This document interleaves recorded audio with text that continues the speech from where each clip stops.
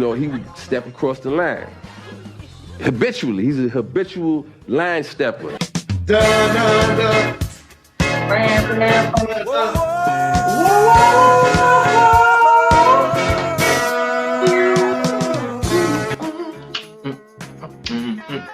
What up, boy? What up, man? Thank you all for watching the Habitual Line Steppers podcast. I'm Garrett Langley Henson. And I'm Terry DeShazo.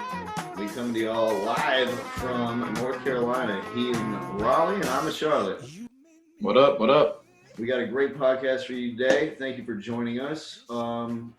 Let's hop right into it, man.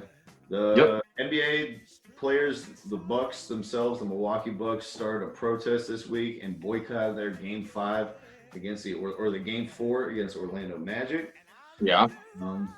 This came after the shooting of Jacob Blake, 7 times in the back, unarmed, as he was entering the cabin of his car in which his children were in the back seat. 3 kids, dude. That shit was crazy. So, universally disgusting, appalling, saddening to see this happen again after what seemed like a momentum shift in the last month and a half, at least in the public sphere as far as conversations are going. And the amount of people I talked to who look like me and not like you, who are actually supporting the Black Lives Matter movement. Yeah, dude. So is he still alive, bro? Apparently he was still alive, right? He's just paralyzed or whatever? He didn't die? I heard he was dead. You heard he was dead? Yeah, I heard he just got paralyzed or whatever. He may be dead now. I don't know. That's what I read. And then, of course, do you hear about after that the 17-year-old white kid who drove from another state to go be a counter protester / protect his friend's business at the city in which Jacob Blake was shot in Wisconsin.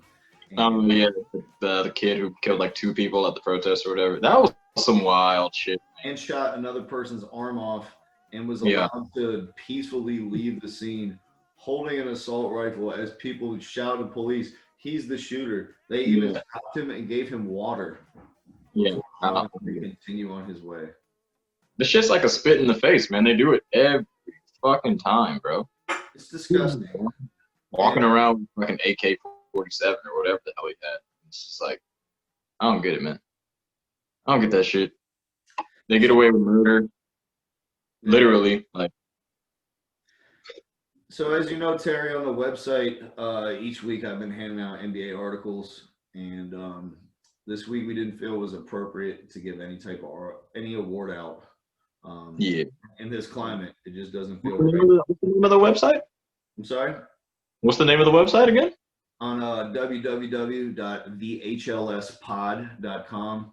I did write an article this week addressing the Bucks protest and what we may see going forward, and possibly what we all can take from this scenario. So I highly encourage you all to read it. I have a open comment section in there as well if you'd like to jump in there and kickstart a discussion. Maybe there's something that I glossed over or another outside point that would really help grow this discussion. So please, I encourage any of you who feel passionately about anything that we're talking about here, please make your voice heard, and you're a welcome participant in our discussion. Yeah, man. So that being said, I wanted to play some audio for you, Terry. And this may come as a shock to you and to some of our viewers, but this is something that struck me and was one of the emphases I had for writing the new article I had and not the original Who Should Star in White Men Can't Jump 2. Okay. So this is audio from NFL Executive Vice President of Football Operations, Troy Vincent. Yeah. I have to credit ESPN for this audio as he was appearing on Get Up on Wednesday after the shooting and the protest. So it's only about a minute and a half, something like that. But we're going to listen to Troy Vincent for a second and then have a second to think about everything that's gone down. All right, let it rock. We saw yesterday the NBA and Major League Baseball players decided to boycott their games. What was your reaction to that? Proud. Huh?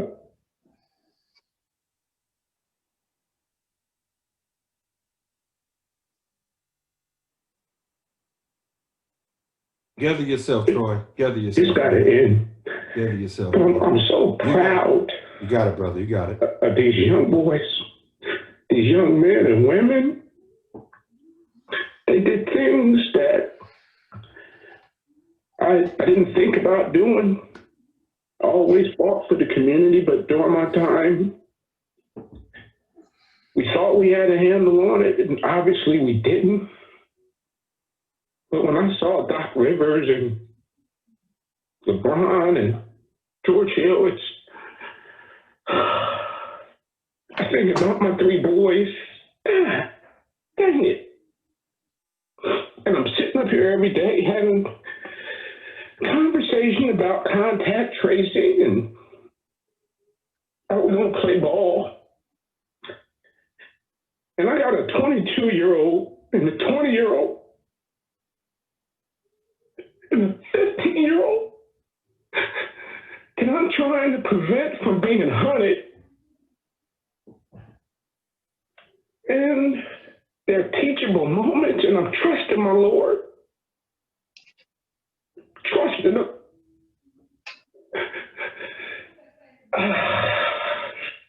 I'm just. And that's the snippet that I wanted to play there. Now, for those of you who do not know, Troy Vincent is, as Stephen A. would say, a strong black man, and to have the vulnerability and the courage to show your emotion on a nationwide stage like that, on national TV, and to bring us all in the world that he's living in. For me, as a younger white dude, like the fear was palpable. Yeah. And also the feeling of that I hope everyone can relate to, that we haven't done enough. Yeah. That we haven't done enough. We gotta keep doing more, man. Yeah, man. Every single day, bro. It's just, I don't know. I mean, you know, now it's shed in the light more now, just because everybody films everything. But I don't know, everybody. A new phenomenon. It's just being witnessed more by white people. That is a crucial difference. Well, I mean, like all people, you know, not especially white people, maybe, but you know, just everybody. I don't know if everybody kind of knew what the fuck was going down. I don't know why you have to like see it with your eyes to, you know, believe what we've been saying for like a really long time, like hundreds and hundreds of years. But you know, I commend like I commend that guy for showing his vulnerability, you know, on the radio like that, on the show.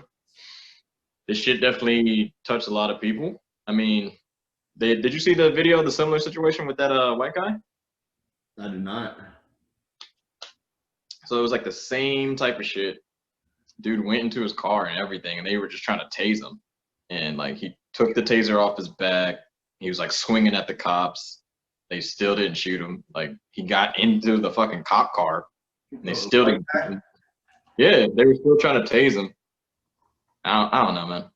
It's kind of crazy how like they treat certain people differently than black people, or like I don't know, some darker minorities in general. Like the shit is just kind of wild to me, man. What was it last week when they had the group of armed white militiamen like storm a government building in Wisconsin and push past police, and then like sat in zone? None of them had masks on in the middle of like COVID and shit. Push past police and then sit and like designated areas that have been blocked off because of social distancing. Yeah. Nobody said anything. They just let them chill, and then they left in like their own accord. Mm-hmm. Could you imagine if a group of black men who are armed with assault rifles attempted to push past police into a government building? Yeah, that wouldn't happen. I mean, you saw the black militia that was in Georgia, right? But they didn't go to like Capitol Hill. They were still like just marching. Yeah, they were just walking. They didn't push past like a police line and enter a government building. Yeah. But maybe they should. Maybe we need something crazy to happen to get some type of Maybe, but then, like, I mean, goddamn, if you aren't awakened now, like, what are you doing? yeah, I mean, then like to hear people say like, you guys don't get the facts right. He had a knife in his car. It's like, so what? Like, this is a classic situation of like, you don't bring a fucking knife to a gunfight. Just because I got a knife doesn't mean you gotta shoot me. Yeah, he also probably had a lighter in his car and like maybe a gym bag. You know, and he had fucking 3 kids in the car. They excessively shot him 7 times. Like, I don't. What the fuck are we even talking about? It's awful, man. Yet another one. The killers of Brown and Taylor still have not been arrested. This is true. I mean, hey, look. This is one. Yeah. You know, there's always one. There's always one shooting that kind of hits everybody, and you know, this is the one where the NBA players are like, we can't stand for this one. But well, especially it's after it's the culmination. You know, just in the last 2 months. Yeah. Plus, I mean, if I'm not mistaken, I think I read. I think on CNN since George Floyd's killing, there's been I think 100 police shootings against black people. I don't know if they had like not every person died, and everything wasn't caught on camera. But yeah, I'm still sure many of those are like militarized police that our government has sent in to like deal with protesters. Probably it's possible. As an aside, for my birthday, I anticipate having many of my friends who are hopefully watching this come down. And part of my birthday celebration during that weekend is going to be a protest-oriented event. So I hope that all of you who feel like-minded as me and value our friendship will join me on the weekend of September the 25th. We will march, we will protest, and even if it's just in Charlotte, we're going to make sure that we're heard. So anyone who's listening, you're welcome to join me. Good. All right. This is a sports and comedy podcast. Unfortunately, you know, at the beginning of this, circumstances have dictated that it's not really appropriate to make light of this or to talk about the issue. But the NBA is going to continue today. That actually the game should start in 2 minutes. And so the eventual line steppers will continue. Yeah. You want to hop back into where we were last time? We previewed the Mavs and the Clippers. Since we've done that, 2 games have been played. Luka did a outrageously awesome game, step back 3 game winner, splashed it right in Reggie Jackson's face. Young Luka Doncic. As soon as I saw Reggie Jackson on him, I was like, oh, he's about to get fucking cooked. My question is, why is Reggie Jackson? First of all, Doc called timeout to get them set up on defense, and then you leave Reggie Jackson in the game.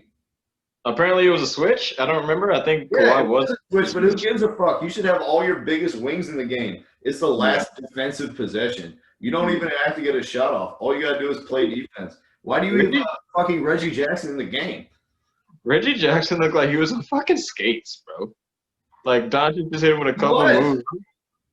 Do these motherfuckers watch game tape? Because all I do is watch highlights most of the time, besides like, you know, the games, and I'm just like, you can see what he's gonna do. Like I saw when he got the ball, I was like, oh, step back 3. Here it comes. He set up. Anytime Luka's on a perimeter and he crosses back to his left hand, he's probably gonna hit a step back and go back, as opposed to going all the way to the cup with his left and finishing with his left. I mean, look, to be honest with you, with that being said, it is extremely hard to guard a fucking step back. Like, that shit is really hard. But Reggie Jackson shouldn't even be in the game. Dude, that looks like that Gobert tape. With Steph at his ass running in circles. That boy out here dancing on him. Bands. I mean, he's in that Roy. That's another like undiscussed thing. Everyone is always singing Doc's praises. I think he is a good coach, but I think Doc Rivers is a little bit of Roy Williams in him. And what do you mean? His like out of timeout stuff is always fucking horrible. No, I mean, I don't know. I mean, I've seen he has had some good plays I've seen out of a timeout, but that one was just bad defense. I don't know if that's necessarily like he said switch on every one or whatever. I don't know. I think it was more of like a personnel thing. Like I don't understand the thing on the Mavericks side either.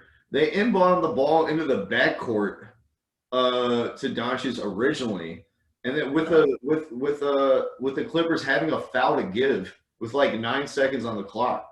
So of course they just wait until there's like 3 seconds left and then take the foul before he's even at the free throw line. You just cost, like, for no reason, 6 seconds out of that play where you could have run a play to get a better shot. Low key, I think Carlisle like did it on purpose because he knew they were gonna do the foul.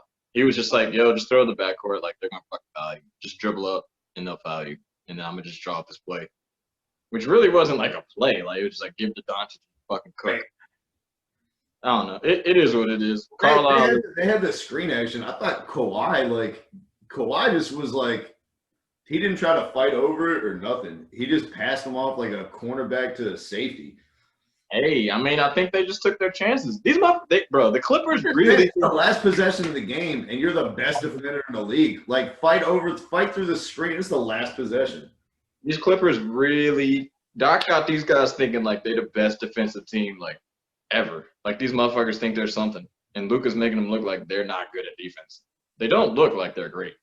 Paul George looks lost as fuck. We finally had a good game in Game 5, but Kawhi's getting bodied by fucking Luka. Reggie Jackson, stop. I don't even want to hear his fucking name anymore. Yeah, I don't want to talk about Pandemic P that much. He did wake up, but the game before he had like 4 points in a playoff game. It was a great fucking nickname too. Pandemic P is fucking. It's so much better than playoff P. It's so much better than playoff P. Hey, look. He played well, but you know what? It's easy to play well when you're winning by 40 and they don't have their center in the game. Porzingis. Anytime they get Boban out on like some type of switch on a pick and roll, like if you see Boban trying to guard someone on the perimeter, like that's toast. That's a bucket. That's dumb cooking. That's easy. I'm trying to think. I mean, so the funny thing about it is I didn't even watch Game 5, but when I saw the score, when I saw the Clippers blew their ass out, I was like, oh, immediately I was like, oh, Paul George must have went crazy. Because before, like every other game, he got maybe 13. Yeah, like 13 might have been the most he had, and all the games were close. And he finally gets 35, and they blow him out.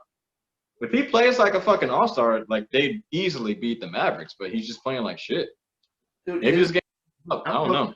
A confidence thing or like a rhythm thing, or if he just has like the yips, Markelle Fultz style. No. Did you not hear what he said? What? He told one of the reporters down there in the bubble, he was like, the bubble's getting to him. He said the shit had him down. Yeah, he said the bubbles got him down. I thought he was having a good old time fishing and shit. I guess not. I mean, that's just the lamest excuse ever. Exactly. Hey, look, it's not like you're traveling to a new gym and you're playing in 29 different arenas. You're shooting in the same gyms that you're playing in the games. Like, everyone else in the whole bubble is shooting better than they did in the regular season, other than Paul George. Yeah. For like, I don't know what he is, but I'm all for mental health, but like sometimes you just gotta shut the fuck up and hoop, bro.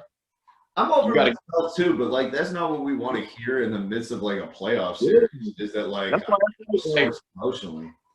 That's what I'm saying. That's the funny thing about it is like if you really think about all the games that he's been playing bad, like we've been calling him out kind of this year because he's just been doing it over and over and over. But like usually when he has a bad game, we don't give a shit. But now it's like glaring that you're losing the team games because you aren't scoring and you're not playing defense. Well, and all the shit that they traded for him. Like, imagine what this team would look like if they had Shai Gilgeous-Alexander and Danilo Gallinari. Yep. Definitely. I don't know, man. Look, you still got the Clips taking this? I guess. It looks like they are. I don't want them to, but it looks like they are. I want them to. I don't like Kawhi. He's a fucking robot. I love him. I love his shit. Basketball. Computer love. Hey, yo, it's funny, though. Kawhi was like, yo, when they were doing, like, the boycott shit, he said, fuck it. We don't need to play the whole playoffs. I don't give a shit. Mm-hmm. Oh, so that's another thing I do want to mention. We should have started with this, actually, is the courage it took for the Bucks to go against their peers who wanted to continue playing and be willing to take the L against Orlando and say, no, we're going to boycott. After that game, they were joint boycotts for the next game. But to start it off, it was just the Bucks, and it didn't feel right, and they're like, we're not going to play. And then you saw the ripple effects. Yeah, I think they heard Toronto talking. They're like, yo, we can't let Toronto fucking beat us to this punch, bro. This shit happened in America. Like, what the fuck? You know, I mean, this kind of shows me what do you think about so like basketball, they did the whole boycott thing, and it kind of seemed like all the other sports kind of followed in solidarity with them. yeah. You know what I'm saying? Yeah. Do you kind of, I want to say, I want football to go fuck itself, right? Because I've always wanted that. Do you think basketball is like kind of taking the reins as like the forefront sport in America, or are we just kind of sleeping right now? Because No, certainly not. And that's reflected in the ratings, you know, in NFL. Also, I think like a boycott in football will have a much bigger impact, not just because of the number of people watching, but also who those people are. Yeah. You know, Nah, there are a lot of ignorant ass white people who watch football. Like, let's keep it real. And they're going to be the ones more upset than anything if these guys don't play, especially if 48 out of the 53 guys on their favorite team are black. Yeah, and like I can keep it in comparison as like, so this compared to like the Colin Kaepernick situation. This because like there's no other sports going on. My boy, yeah, young Cap. Like, so when the NBA dudes did their little boycott, there's no other sports going on. So that's why it was like a huge story. But like Cap, like there was the world was regular when he was doing it, and it was like the leading story on every fucking thing. Like the NFL group. I don't know, man. Another machine, man. Yeah. You gotta remember too, the significance, the weight of each moment in the NFL is felt with so much more gravity because there's only 16 games. Yeah, less games. It's a perfect fantasy sport. It's the perfect like betting thing. And so it gets you emotionally invested because each like 2-hour long game has like such meaning. You know what I mean? They work like year round just for these 16 moments. So missing one of those has a much bigger impact than missing one of the 82 NBA games. Yeah, definitely. I mean, have you ever played like fantasy basketball? Yeah, it's way too much. I can't change my lineup every day, bro. I knew I fucked up because I did fantasy baseball one year, and I had already did fantasy basketball. I was like, damn, this is way too many games. And I did baseball. I was like, bro, this is fucking ridiculous. Like twice as many games as basketball. It was every day. If the pot wasn't $500, I would have definitely stopped because it was like fantasy baseball has like way too many statistics. Yeah, it does. It's so many things. But anyways, just on base percentage, slugging percentage, all this other garbage. Fuck that. Well, that's enough baseball talk on this podcast for the next year. Did those hockey fuckers boycott, or did they just skate on? They boycotted. They boycotted. They boycotted? Yep. Oh, okay. Yep, they sure did. They're coming back after the NBA. Ah, okay. Nah, I thought those motherfuckers were just like, well, LeBron, you do that shit over there. We about to get these about skates up. Hell yeah. Nah, but they did, to their credit. Did you see after the Bucks did their boycott and that started everything? The next day at like 11 a.m. they had a meeting with like leaders of each team, basically. You talking about NBA? I'm sorry? You talking about NBA? Yeah. Oh yeah. I heard about that shit. Yeah, they had like a meeting to discuss whether to continue playing the season. And like you referenced, the Clippers and Lakers both voted not to continue the rest of the season, with the other 28 teams voting against that. Apparently, at one point in the meeting, like LeBron James is like talking down to everybody, and he keeps using these like terms like these guys beneath me, and my responsibility to the guys underneath me, and all this other type of shit. And at one point, Chris Paul just like stood up and told him like shut the fuck up. That's allegedly. Right. And apparently, like young players from all these different teams are like not feeling this shit at all. Like, you know what I mean? There's no crown on your head. You're not like bigger than this league. You know what I mean? Hey man, those motherfuckers just want to play. I feel like it's more of like a money thing to me. No, I think it's an interesting as well too. I think like if they were gonna boycott, I think they really wanted to be like LeBron James as the face of the NBA, as the face of the boycott, with Chris Paul, like the president of the Players Association, like in lockstep, and they would have probably had a press conference. I feel like this may be an unfair take, but at some level, I think that he was frustrated that he didn't feel included. In a way. Chris Paul? LeBron. No. Oh, yeah. You know what I mean? Because, like, in the end of the day, it was Sterling Brown and George Hill reading the statements, not LeBron James and Chris Paul. Yeah. Hey. I feel like he wanted to be a bigger part of that. It kind of like it seemed like everybody keeps saying it seemed like LeBron was being selfish in the situation because he just wanted to be like the leader of like the whole conversation. But I don't know, man. I didn't think it was that big a deal. If he was just like, yo, I don't think we should play. Everybody's like, fuck it, we should play. Let's just keep our money because he's loaded. So I don't know what he's thinking. I can't say what he's thinking in his mind. Like it's hard to say. Obviously, neither one of us have a window in LeBron James's thinking. But I do think that I think that he did feel excluded, but I think it was for like altruistic reasons. I think he recognizes, even if it rubs people the wrong way, the clout that he does have, and the weight of LeBron James endorsing something is exponentially higher than the weight of Donovan Mitchell or Jamal Murray or Nikola Jokic. You know what I mean? Who are all fine players, but there's a different level of importance and gravity and understanding and attention that happens when it says LeBron. Also, we refer to him as LeBron. Yeah. There's no other one-name player in the NBA now. Not really. Kawhi. Yeah, maybe. But you earn it. You get to earn it. You know what I'm saying? They're few and far between is my point. I think like he's trying to exercise his clout for good. I can see you seeing that, but like I definitely think it also had a part with like he was a big component in them trying to get the bubble situation going.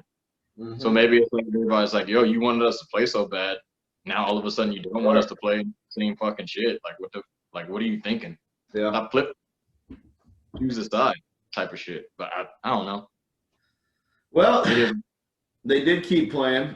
And the Rockets, the Thunder, they were I think the last game to play before the Bucks boycott. The Thunder ended up winning that game, tying the series 2-2. Dennis Schroeder came back and played terrific. Yeah, my man Lou Dort came back. Like I said, he gave Harden all types of problems. He is locking he ain't locking him up, but he's making it tough. He's making it hard, bro. You cannot move him, dude.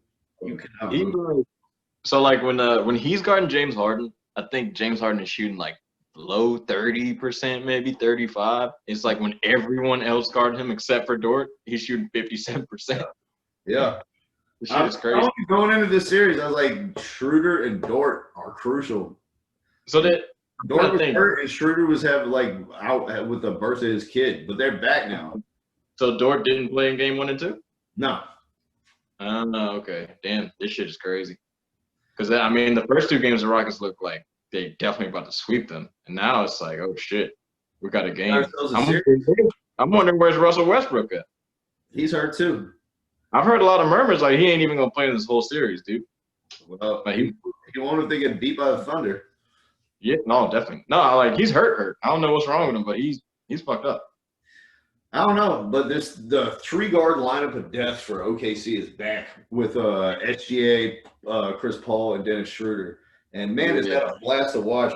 And I tell you what, it is even more fun to watch against a team like Houston because it feels like they're fighting fire with fire. They're like, oh, you guys want to go small? You want to have no center? Cool, we're gonna play 3 point guards. Yeah, they realized they had to take Steven Adams off the court, and they had to take the other big dude. I can't remember his fucking name. They started putting Gallinari as center. You know, they just said, "Fuck it, we'll just go up and down, y'all, and see what we can do." And they've been dominating them pretty much. CP3 was looking good.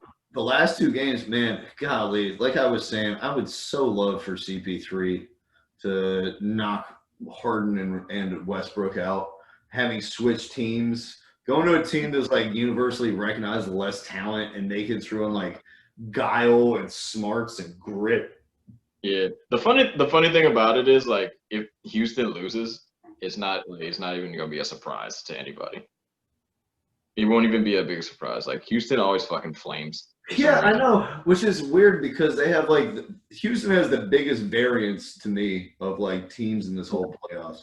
Like I in the realm of possibility is Houston being in the Western Conference Finals or the NBA Finals. I believe you if you told me that would happen, and I also believe you if they lost the OKC in the first round. Yeah, crazy. They got an high ceiling, low basement type of thing. It's fucking very weird. I don't know. Those 3-point shooting teams, man, you just gotta live by it and you die by it. But they just don't have like all-time great 3-point shooters like the Warriors do. You know, it's a different type of machine. You know what I'm saying? What about your boy Jeff Green? Jeff Green. I thought you were saying last week on the pod Jeff Green is an all-time great shooter. You got your other boy, the Jeff Green of shooting guards, Ben McLemore. Never said that. I'm shooting like 40% from 3, but I never said they were great shooters. Check the tape. Nah, but you're right. I mean, Covington is a good shooter. You know what I mean? Yeah. Eric Gordon is a good shooter. PJ Tucker is a good shooder. They need another. So Eric Gordon is kind of struggling a little bit. That's a main problem for them losing these couple games. Fucking Daniel House is a decent shooter, and he played fucking 39 minutes in their last game. Nah, their main problem is they don't have a second ball handler, and that's where Russell Westbrook comes in. Like these other dudes, they can shoot and play defense. He ain't doing shit, bro. He just dropped 41 last week. No. Besides that, I mean, yeah, they won the first 2, but the 3 and 4 didn't play like shit. He's been playing bad. Yeah, he did play bad. He didn't make a shot in the last game. But he only played 15 minutes and didn't turn the ball over. He only attempted 2 shots. Yeah, because he looked like shit. Fuck him. It looks like they didn't even use him as like a secondary ball handler anyway. Nah, not in that game. I don't know what's going on, bro. They just look bad in 2 games. I mean, we'll see. We'll see what goes down. I have no idea. I mean, they need Westbrook back because you're right. If he doesn't return, then Harden, Rivers, and Eric Gordon are the only 3 people on the whole team who can dribble. Yeah, it's so one-dimensional too. Like he makes it a lot different because he can't really shoot threes, and he's not attempting them like he used to, like this season at least. You know, so it helps them a lot.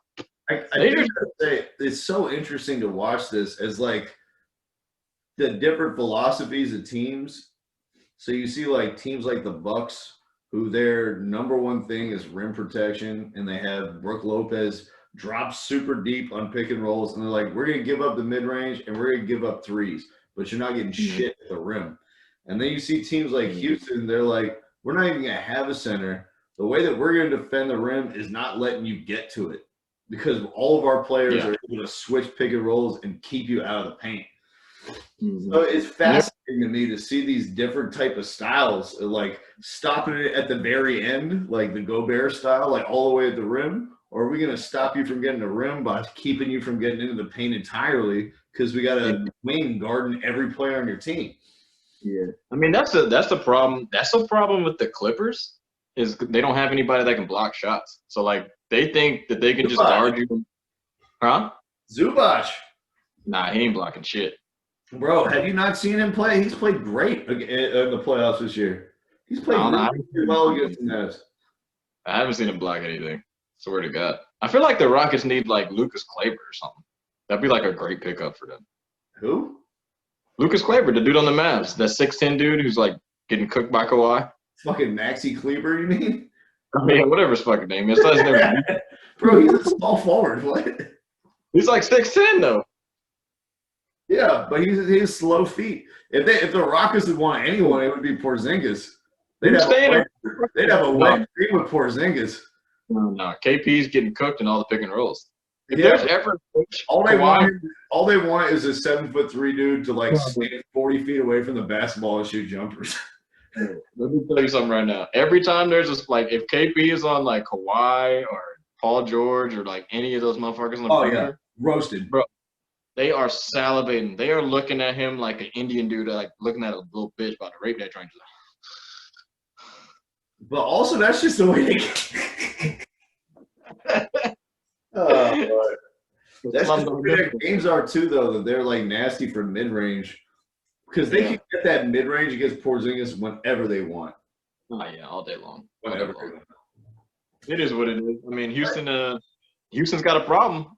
Houston's got a problem. Yeah. For sure, and his name is Lou Dort. Who do you think is taking it, though? Who do you think is taking it? Yeah, I think Houston will take it, but God, I love OKC too. You know, I said Houston before. I don't want to flip-flop, but those first 4 games, it's just like Jekyll and Hyde. Like, I don't know what the fuck is going on. No, you're absolutely right. There's no consistency at all. They're so volatile. But I think as a general rule of thumb, in the first round, the team with the best player usually wins. Yeah, most of the time. In the first round. You know what I mean? Yeah. And the Rockets have the best 2 players, probably. Although, or by most people's estimation, I'd still take Chris Paul over Russell Westbrook. But I think I'm in the minority on that one. Right now? You take him right now? Like this year? Yeah, if I'm trying to win a championship this season, not like franchise-wise going forward, but if I got to win a chip this year, I'd rather have CP3 than Russell Westbrook. That's a bold statement right there, my guy. I don't think so. He's a better defender. He's a better shooter. He doesn't make mental mistakes in big moments. I don't know. Ask Houston about that. He's a much better leader. Bro, they probably would have won the championship if Chris Paul didn't get hurt. No, they would have fucking won a championship if Chris Paul's not trying to draw a fucking shooting foul past like half court like a dumbass. I'm like, bro, stop doing that shit. Like, they're gonna foul you. Just take the foul and knock the free throws down. He's just out here trying to shoot threes and shit, and the refs are like, all right, this guy's clearly retarded, so we're just not even gonna call a foul, and you're gonna lose the ball. Okay, when keeping it real goes wrong. Bro, CP3, man. Sometimes he's like too smart for his own good. You know what I'm saying? He's like trying to do too much. He was a bad moment. And his teammates often, like veteran teammates, don't like CP3 because he's up your ass so much. Like, you remember when they missed that free throw in the Clippers shit against the Rockets and DeAndre Jordan came down with a rebound and all he had to do was go right back up with it to win the game? Oh, yeah. Like, literally jumping over his fucking back, like trying to punch him in the face and shit. Like, shoot the fucking ball! Shoot the ball! Fucking chimp. He was on his back. Bro, he tried to rip the ball out from his hands and shit. Yeah, dude. CP3 is a big funny dick. He's a fucking retard. I love him. But honestly, he might make third team All-NBA for point guard this year. Maybe. I don't know. I mean, maybe. Like, he's been the most clutch player in the whole league. If you look at the clutch shooting data. Yeah. Yeah. Well, it'll be who? Like, it'll be what? Damian Lillard and who the fuck else? It'll probably be Dame first team, Harden second team, and then CP3 or Devin Booker third team, I would imagine. For guards. What about Lucas? Lucas a guard, right? Yeah. So I'm not sure what he's listed at, to be honest. I mean, they do it'll be like 6 guards, so I wouldn't be surprised if he got one of the spots, you know. The whole they just point guard, having each position is so antiquated anyway. Yeah, they just do it by guard. They just do guards. They don't do point guard, shooting guard, small forward. You know, it's just all guards or whatever. So he should. Out of the 6 guards, he has been, top 6. Yeah, I think he'll make it. He should. I wouldn't be surprised. Trae Young is going to get some votes, as is Bradley Beal. I don't think either one of them are deserving. Ben Simmons had a decent year this year. Ben Simmons should be in the discussion for sure. I don't know where they're going to put Tatum as far as forward or guard. He's a wing. He's not a guard. He plays power forward most of the time. Yeah. I'm trying to think if Kyle Lowry had a good season or not. He always has a decent regular season. And then fucking Walker too. Mm-hmm. So you never know. We'll Whatever. do our all NBA podcast another time. I'm just saying, personally, Yeah. I'm a CP3 stan.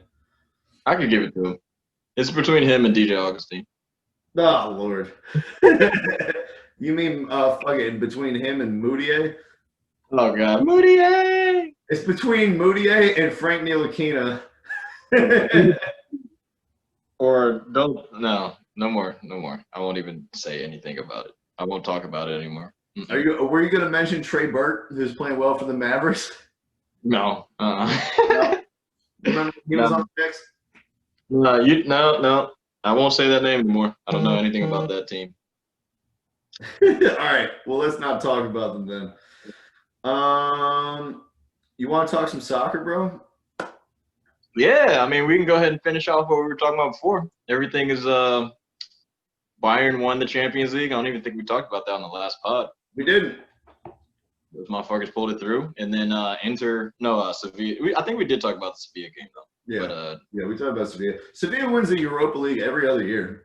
It's not a surprise. They win the Europa League, then they get promoted to the Champions League, then they get knocked out, then they win the Europa League the next year. They're like, nah, we don't like the Champions League. We just like this Europa thing down here. You know, it's a little better. Vicious cycle, bro. It's a vicious cycle. Stupid. But yeah, man. So basically, we could break down the. What do you want to do? Break down the final, or you want to talk about your boy Messi leaving fucking Barcelona? Well, let's start with the final, and then we'll get to Messi. Because I might be sick as soon as we start talking about Messi, and I need to make sure I have a trash can ready near me. All right. So yeah, the final was Sunday. Bayern Munich won 1-0. I was right. Terry was wrong. We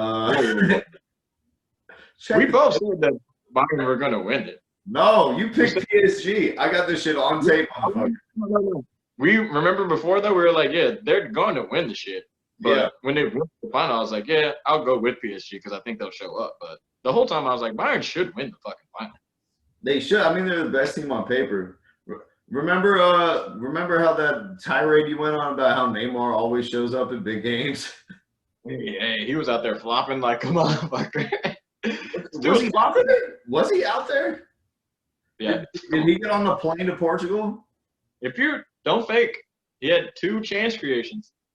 Bro, 2. Wait a minute. Are we sure that wasn't like some Mission Impossible shit and it wasn't like Robinho with a Neymar's mask? And then after the game, he like peels his face off and he's like, aha!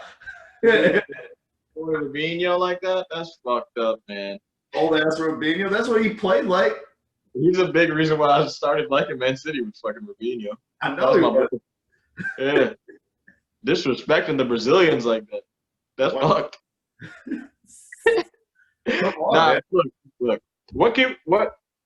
Nah, go ahead. I want to hear what you want to say first. You go first, then I'll go on my little tyrant. I think it was appalling how Neymar played. I think it was absolutely awful. He was completely invisible. Like the whole first half, I couldn't even. He made no difference in the game. Mbappe misses an easy one-on-one. Fucking shanks and shit. But I thought more than anything, like more disappointing than the player's performance was the selection by Tuchel and the formation that he played. Yeah, that was a little strange to me. He plays Ander Herrera instead of Marco Verratti. Yeah. He plays Bernat. To go on that, he was coming from injury. Yeah, but it's the final, dude. If you re-injure yourself, who gives a shit? They're gonna sell him anyway. It's like the same thing as like having a dude on like 4 fouls and taking him out in the 4th quarter. Yeah, true. You know what I mean? Similar. I'd rather you just play, and then if you get hurt and then you can't play, then I'll take you out. But I'm not just gonna not play you from the jump. You're similar.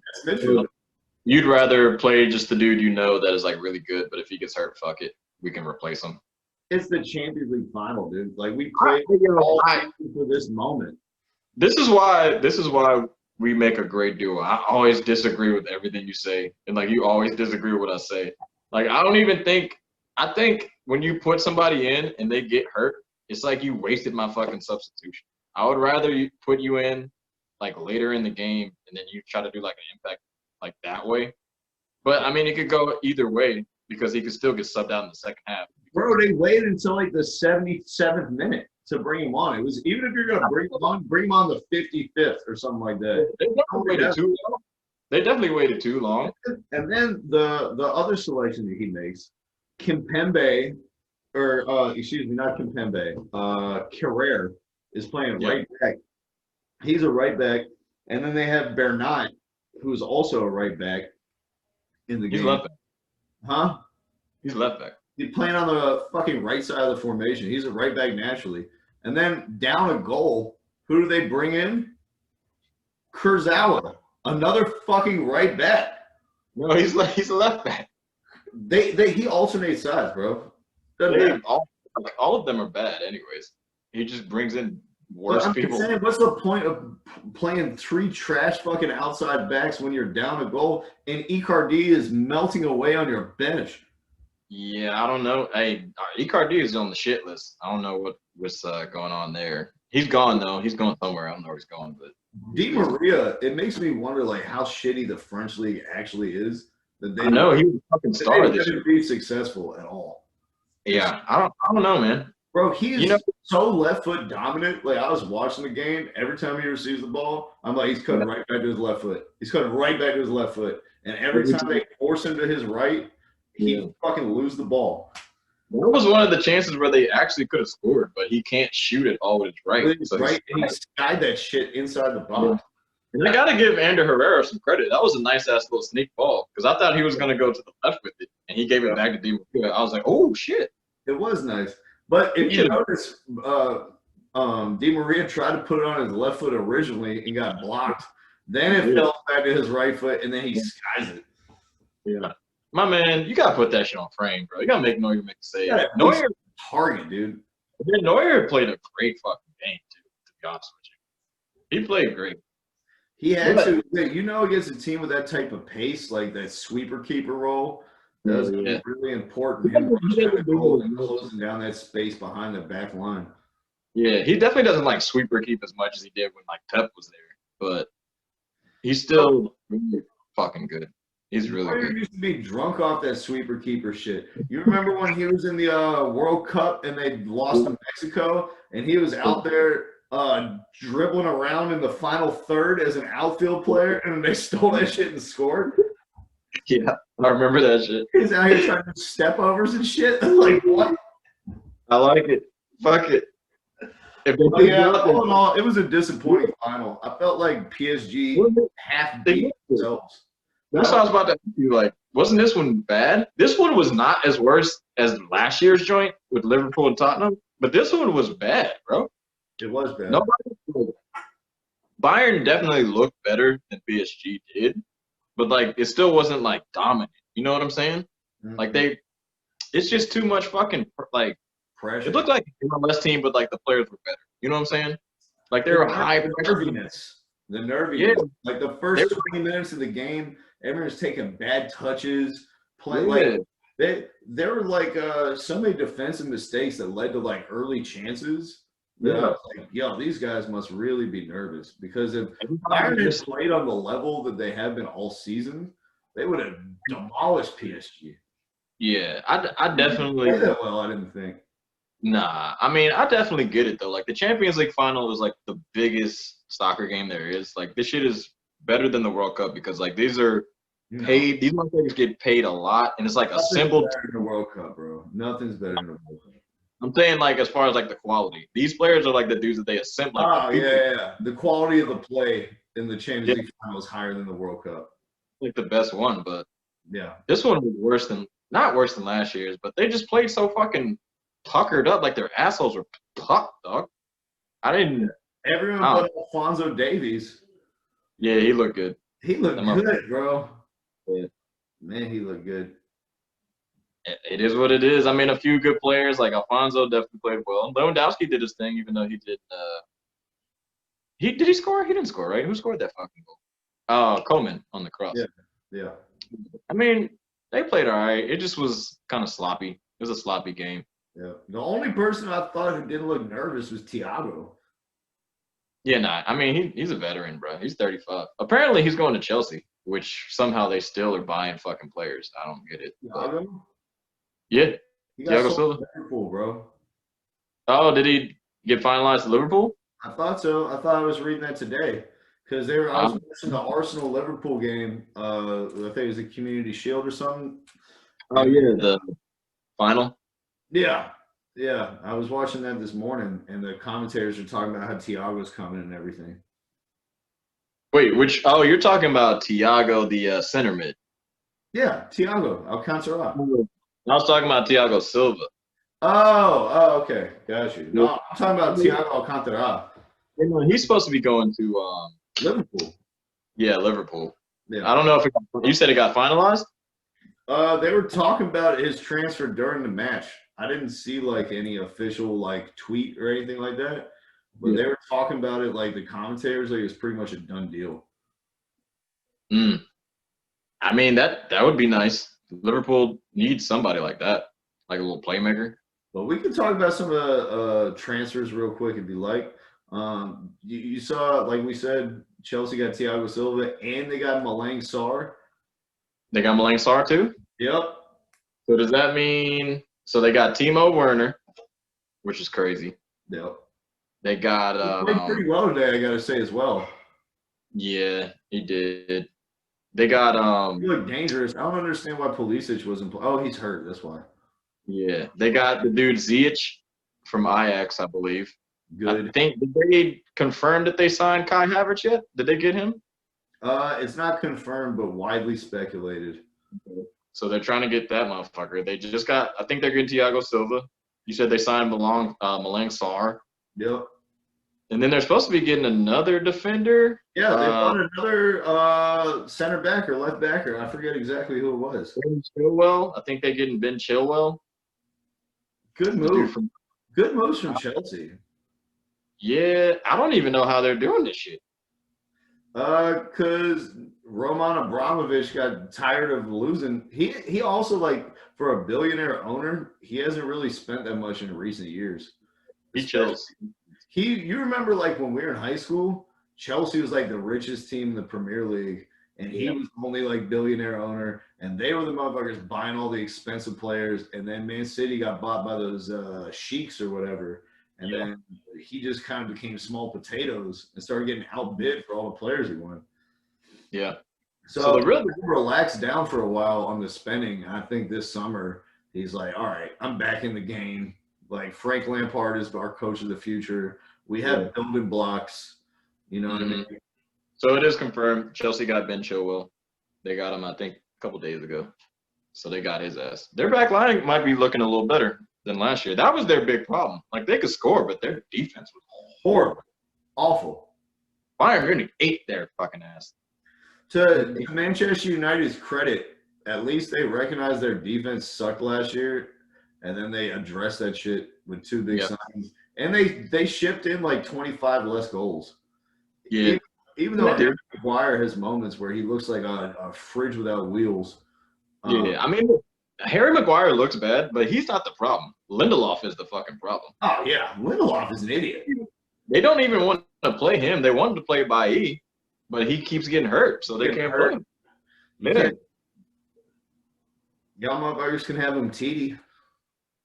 yeah. He'll probably go to Manchester United and become the best defender in the world. Oh, shit. Hey, man. Look, I mean, when Umtiti first got to Barca, he was looking good. He just got hurt. Yeah. You know? And the players just get hurt, man. It's a part of soccer. You play a lot of games, you know, condensed. Especially when you go to the Champions League every year, there's a lot of games every week. You got League Cup, regular season, Champions League, you know. True that. You're going to get hurt. Speaking of defenders, Koulibaly. Huh? Where's Koulibaly going? That's what I was just about to talk. He's going to City. Yeah. Is what they're saying. He didn't play today because they were saying they're holding him out because he's right about to be sold and they don't want like an injury to derail the sale. But I don't know if so. Now let's get to the big fish. Yeah. Which of course is Leo Messi. Is big Messi and Koulibaly? Yeah. If anyone has the finances to do it, it's City. But I don't know if they could afford Messi's wages and how much is Messi? How much does he cost? Like That's the thing that everybody. 500 grand a week. Fuck, dude. Yeah, they're trying to figure out like how much like his transfer fee is gonna cost. Like they said they can cover his wage, but they want to see like how much Barcelona is gonna be willing to sell him for. Yeah. All right. So let's get down to the minutia of this. So basically, the crux of this disagreement is in Messi's contract. He had a clause that said that he could opt out of the year by June 3rd, right? Yeah. So that was supposed to be in line somewhat with the end of the season. And then with the coronavirus pandemic and the canceling or the postponement of the season, obviously the way that things played out in real life was not how they anticipated when they drew up these contracts. Barcelona, however, is saying that's all well and fine, but the season would have actually still been scheduled to end June 30th. So you're required to give us 27 days of notice before the end of the season, even if we are going to accept that we're using the end of the season, not the specific date, as the barometer for whether or not this is legal. And they're saying you didn't give us 27 days notice before the end of the season, even after the postponement of coronavirus. You waited until the season was over and we got knocked out of the Champions League, and then you tried to exercise this clause. But if you really try to like make it even and all things fair in terms of coronavirus, you should have exercised this before we even played Bayern Munich.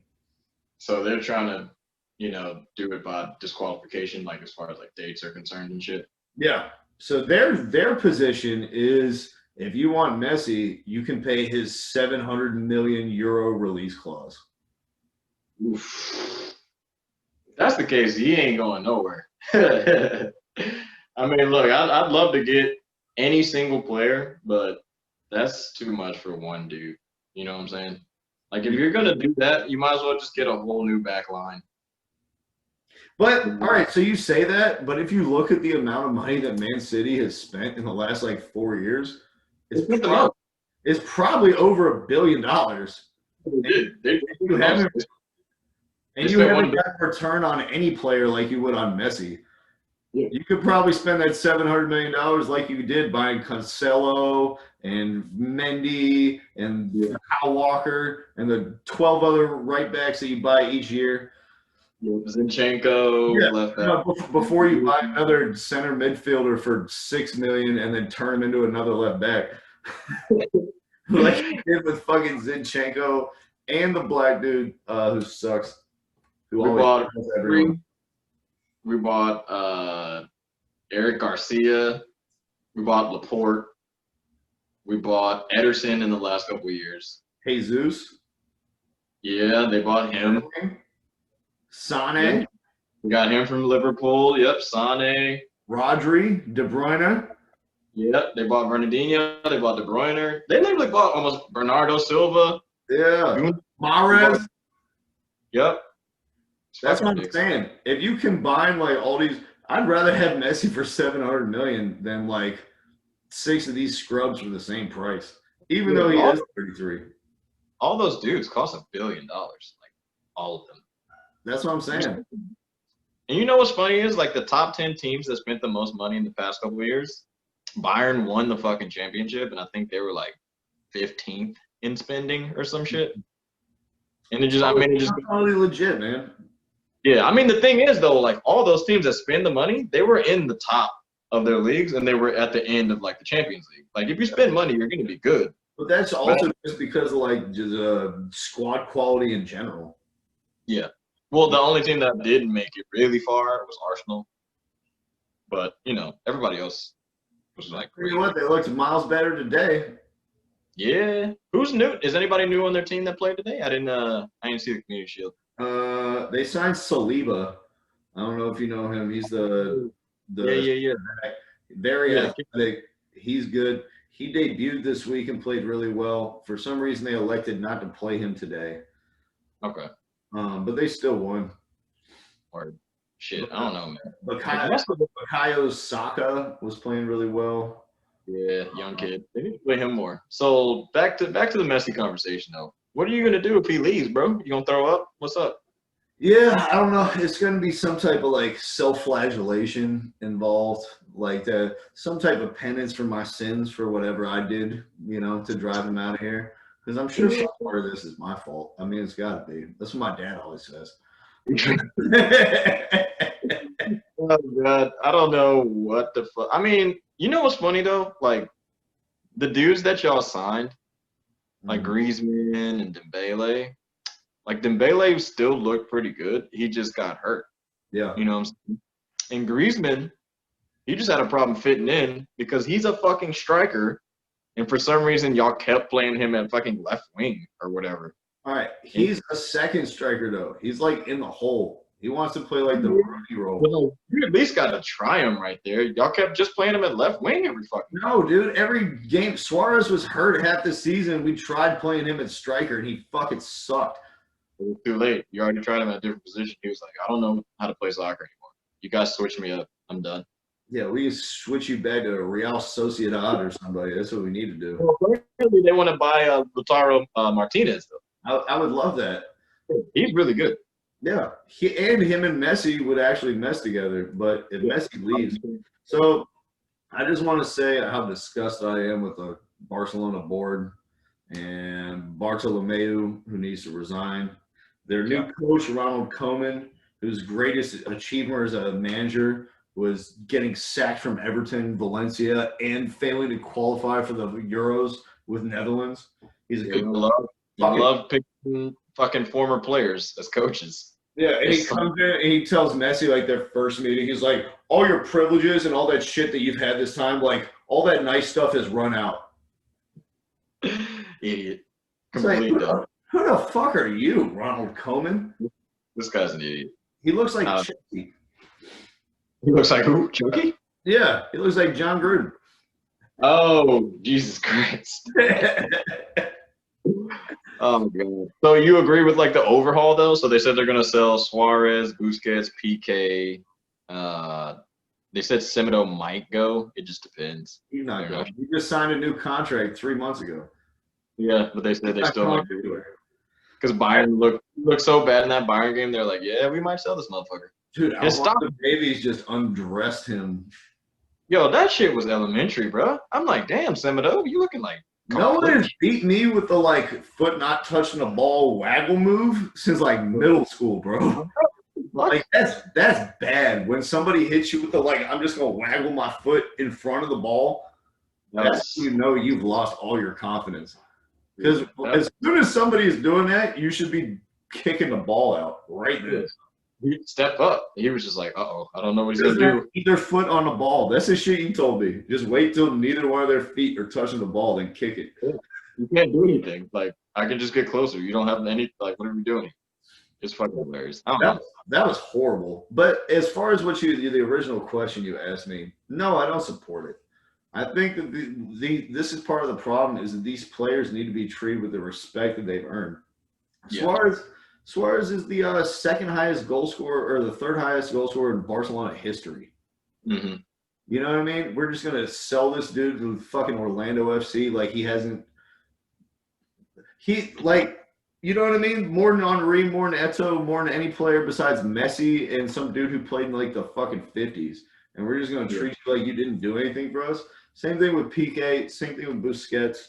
These guys should, like, if you need to tell them, listen – you're not starting level quality anymore. And if you want to start, you're going to have to go somewhere else. But we're going to give you the option to be a rotation player and, like, finish your career here, just like we did for Iniesta, just like we did for Xavi. Yeah. I mean, like Puyol. Even like Puyol's last season, it's not like we played this dude every game. No, you didn't. I mean, yeah, he was the captain, though. He was the captain, though. You know what I'm saying? It's the same thing with all these guys. Like, Busquets – he's been starting since he was 19. Yeah, almost. I mean, you like the players like going out with dignity aside from like trying to get like a cool $70 million for all three of them, you know? I think we owe it to them. I absolutely think that we should bring in players to replace them at their positions to be starting. They're part of like the best Barcelona team. I think it was besides Suarez though, right? Which team do you think is better, like the MSN team or the team before that? Personally, I will always think that 2009 first Pep team is the best soccer I've ever seen in my life. That shit was so like Busquets, poetry on a soccer field. yeah, so Busquets and PK is in that, but no Suarez. But I mean, Suarez is still, you know. But still, I'm just saying, like, don't turn around and treat these guys like they didn't spend years of their life building your club up to the point where now they are like the richest club in the world, where they are like renowned, where we did become the first team to ever win 2 trebles.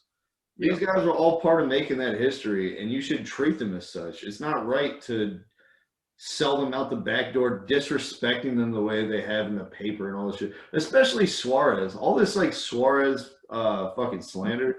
Yeah, he's out of shape. Yeah, his first touch isn't that great.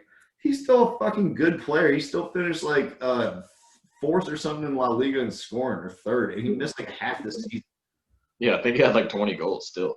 Yeah, and his movement is so good that like any young player like Fati, anything like that, all these guys are going to benefit from being around him and learn from him and picking his brain.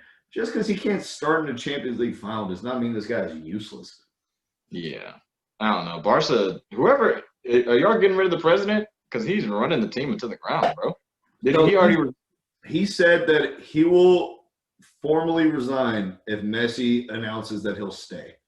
Oh, okay. So did he not? He didn't leave yet, though. No, he hasn't left yet because Messi hasn't announced that he's staying yet. But I mean, I'm hoping that this is all just like a gigantic power move from Messi to force it out. Yeah. Well, this one feels a lot different than, you know, like he's done a similar thing to this, like, you know, in seasons past, but it just seems like it's a lot more overblown like this year. Well, my thing is like, obviously, selfishly as a Barcelona fan, I'd love to see him stay here. But like, I don't know if we deserve to after the way we failed to surround him by talent like the last couple of years, and then continue to blame him for the team's shortcomings and shit.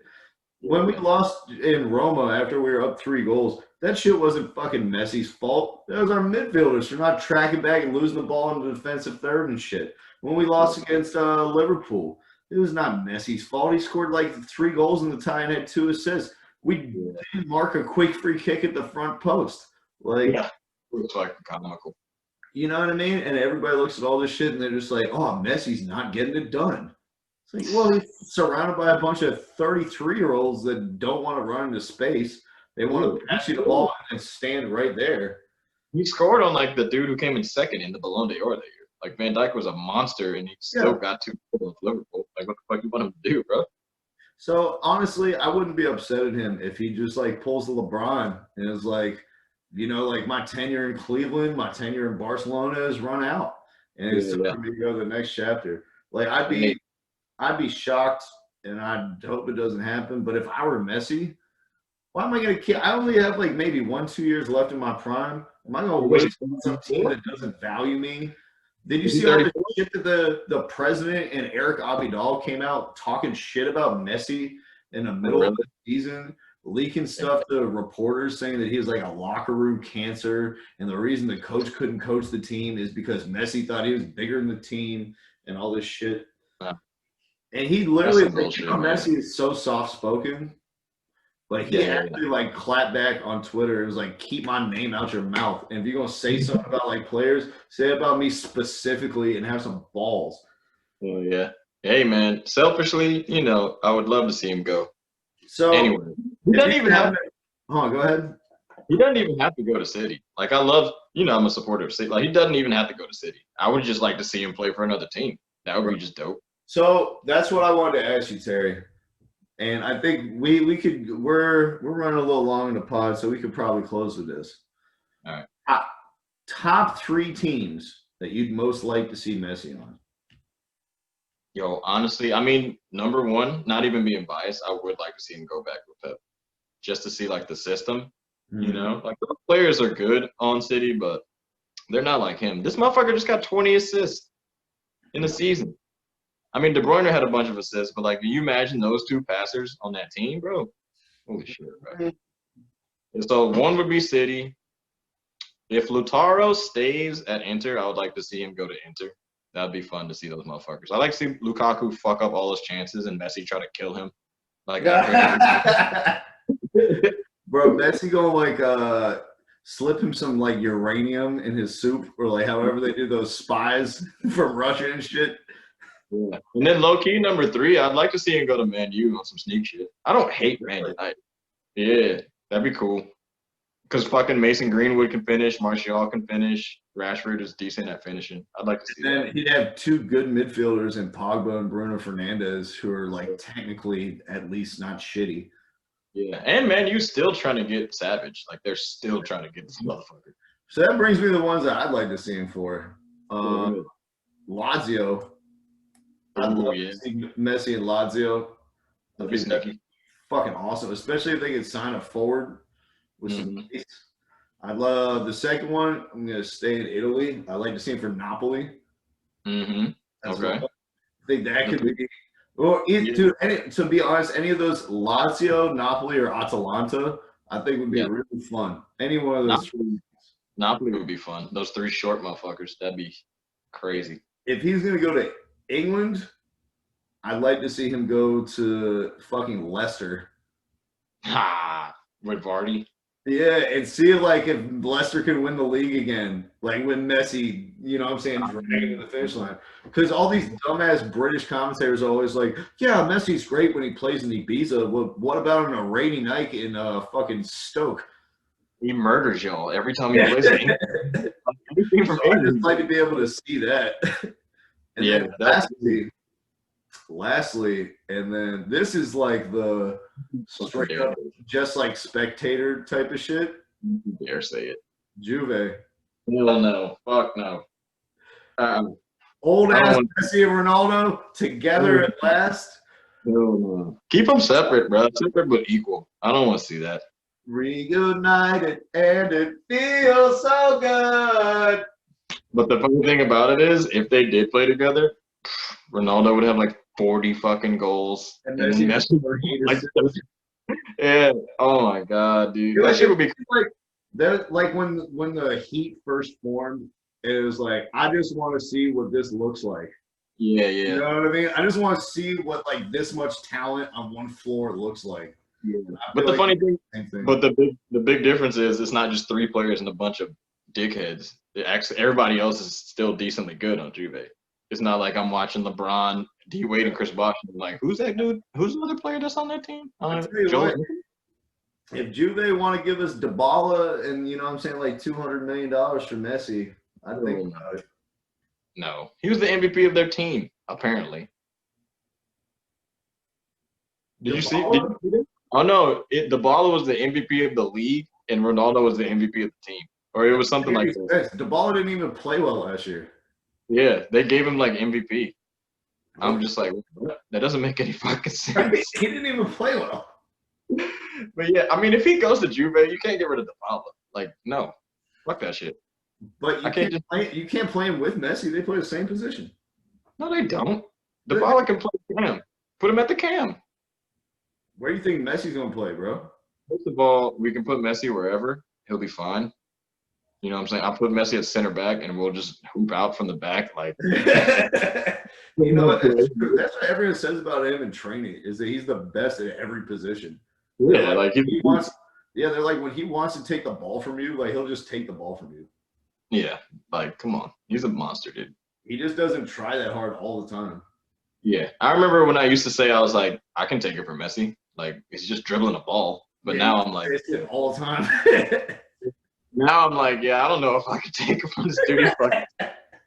You used to be adamant. Terry used to be like, dude, I'll shut Messi the fuck down. He's slow. Get him out of here. But now I'm like, that guy is not saucing me. And then I went to your fucking La Liga game, and some fat 35-year-old drunk Mexican dude sauced you for 3 goals.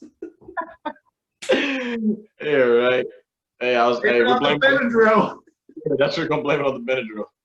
I had a fucking game today. Speaking of that, I had like a scrimmage with that semi-pro team I was playing with, and we played pretty good. Yeah, that's good. Yeah, it was fun. But yeah, man. So this has been damn good combo. How long did it go? Are you gonna get a new nickname now?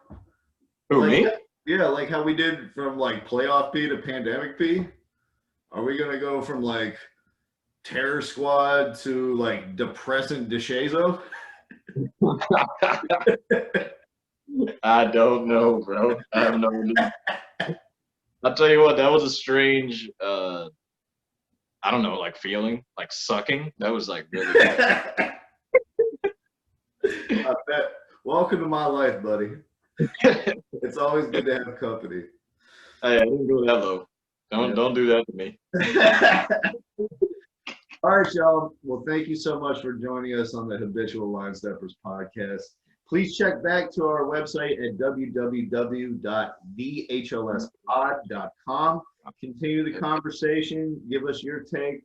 You can find us on YouTube by searching for the Habitual Line Steppers, and I'll be posting links on Facebook whenever we have new content as well. Yep. We're here. You want to take us out?